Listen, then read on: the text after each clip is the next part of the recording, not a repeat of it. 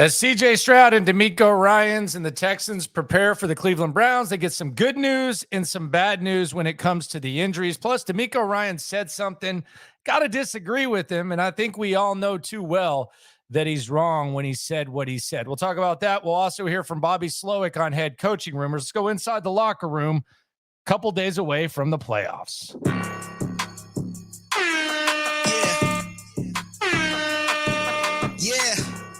It's the Locker Room on YouTube. You know what it is. Let's get it.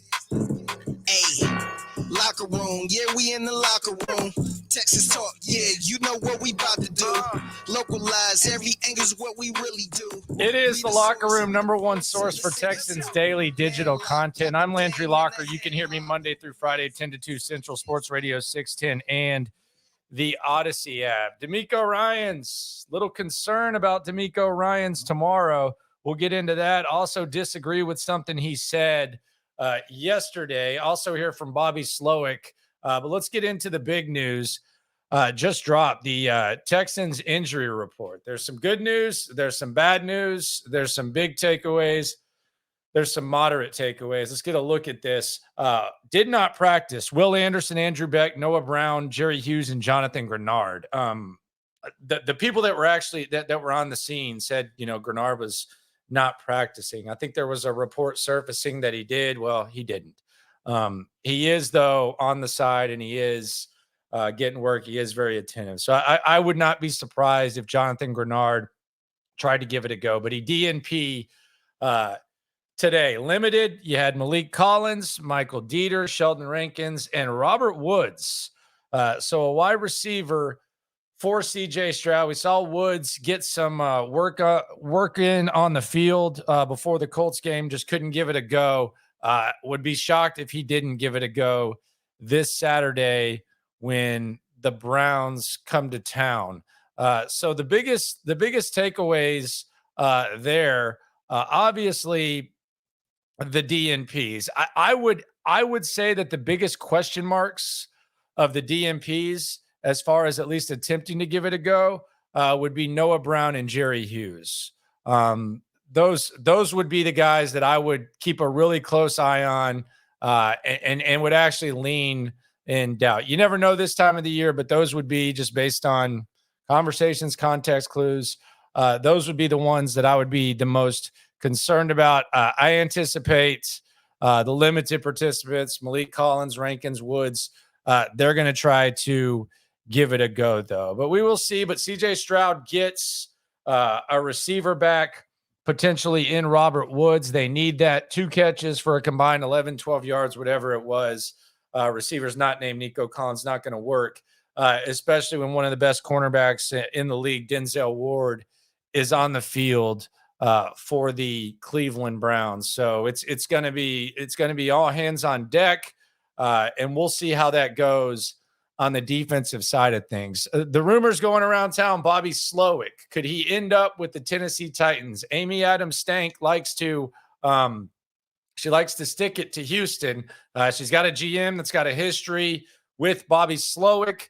Bobby Slowik was asked about it, and let's just say Bobby Slowik went a little bit harder. This was Cody Stutes, who's on the scene, talking to Bobby Slowik. We might get more into the Bobby Slowik press conference tonight during the live stream. It's really easy to handle right now. We're locked in on Cleveland.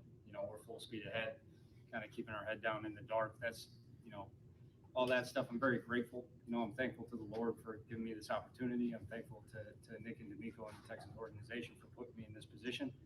But right now I'm a Houston Texan. I'm part of this organization and do everything I can to help us win Cleveland. And everyone's energy right now in this organization is devoted to how do we play one more game? How do we keep just playing one more game? We really have what I believe is a special group of individuals. I know, offensively, there's guys in that room that I just can't imagine having to do this without right now, and to really, as much as we can, just find a way to get 4 more games out of this. That's really all of us are devoted to. Damn, he's counting down. It's like the NBA Finals where you see teams. He's saying 4 more games out of this. Bobby Slowik's not even talking about Cleveland. He's talking about 4 more games. Huh. Should we start a countdown? I'm not going to get ahead of myself, but that's a focused dude right there. He ain't saying Cleveland. He said Cleveland, but then he said 4 games. That's the first I've even heard of that possibility thrown out there. Bobby Slowik feeling himself. Bobby might be in his bag this week against the Browns. My goodness. 4 games. Good Lord. That's going to be a money quote tomorrow, which, by the way, tomorrow, special guests in the loop, Sports Radio 610, Odyssey app, YouTube, Twitch, show of record, myself, John Lopez, Figgy Fig.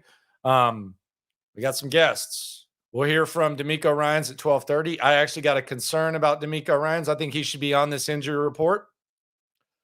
Tell you why shortly. Also, something I disagree with that DeMeco said.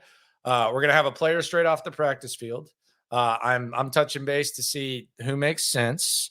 And hopefully we get that guy or who they'll give us. Honestly, I'll just give a long ass list of names and they'll throw one our way. And then into the show, Cal and Hannah McNair. They're gonna come in studio. They're gonna join myself and John Lopez. So we'll talk to them. So you don't want to miss In the Loop Sports Radio 610. And hopefully we get some good news on the injury report as well. It is a fun time. The playoffs are upon us. Let's hear from the head coach, DeMeco Ryans. And I got to tell you, I disagree with what DeMeco says here. And I think the people of Houston, especially if you've been a Texans fan for over a few years, you don't even have to be a day oneer to realize this. I think DeMeco is wrong. But this was DeMeco talking about regular season football versus playoff football. It's not different. It's not. Everybody wants to make it different. It's not different. Like, it's just a matter of, like I told our team today, we've been getting better throughout the year. Each and every week we've gotten better. We just have to stay on that track. Keep getting better. Keep playing sound. Keep playing relentless. Play clean football if we do that. And that's all that matters, right? We focus on playing good football. It doesn't matter that it's the playoffs. The game doesn't change. It's still football. We got to go execute. We got to go play fast. All right, there you go. That's DeMeco Ryans going hard out. This is why I disagree with DeMeco Ryans on that, because I'm sure he would love it to be just another game. But at that position, at the position he's going to be in, especially in the playoffs, we've seen prime examples of the moment being too big for coaches. You know, we talk a lot about the last time the Texans were in the playoffs, the Kansas City game. Hell, their last playoff game, 2019, which some people kind of like cringe at, but really, like, is it the worst thing that happened? Bill O'Brien wasn't going to win a Super Bowl. You ended up going through the pain. You got CJ Stroud, you got DeMeco Ryans. So you're fine. But in that season, Bill O'Brien, in the regular season, the Texans went and beat the Kansas City Chiefs. And in that regular season, they were aggressive. They actually iced the game on a 4th and 2 slant to DeAndre Hopkins, where some coaches would have punted. They also were aggressive with Carlos Hyde. I think they went for a 4th and 1 early with Carlos Hyde.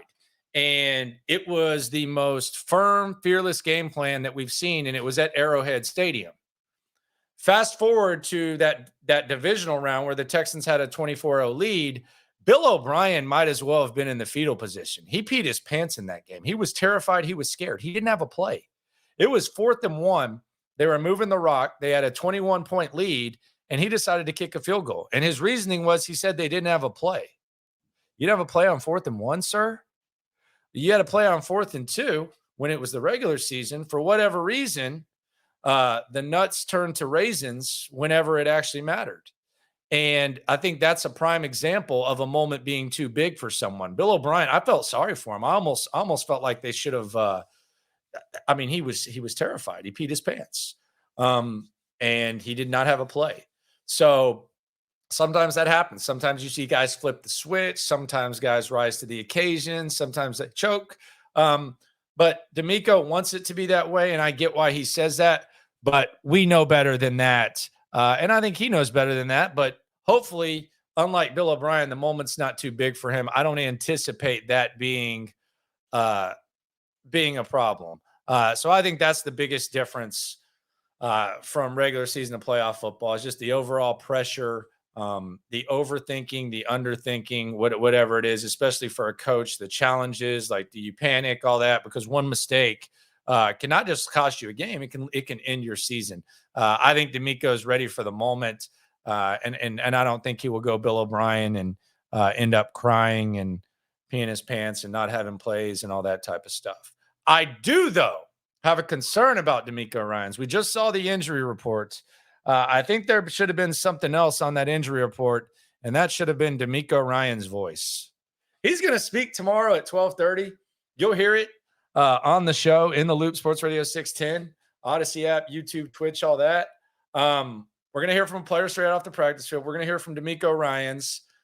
And Cal and Hannah are going to join us in studio, but I don't know if DeMeco Ryans is going to have a voice tomorrow.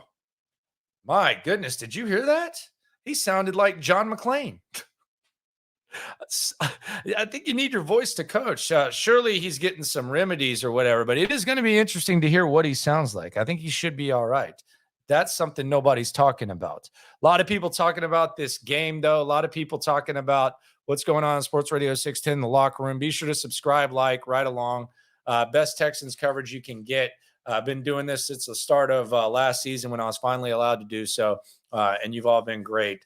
Shout out to the normal folks and the people just coming through. If you're not a fan of the Texans, just follow along. If you want to touch base, keep up with the Texans.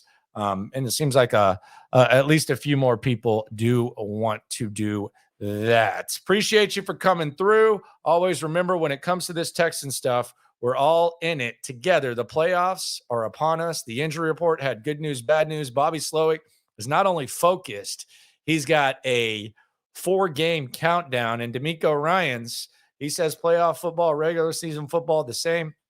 Kind of disagree. And I'm also concerned about his voice. No matter what happens, though, when it comes to this Texan stuff, we're all in it together. Thanks for coming through. Yeah. Yeah. It's the Locker Room on YouTube. You know what it is. Let's get it. Hey, Locker Room. Yeah, we in the locker room. Texas talk. Yeah, you know what we about to do. Localize every angle's what we really do. We the source. We the pulse of the city too. Landlocked. Got the game in the headlock. Local.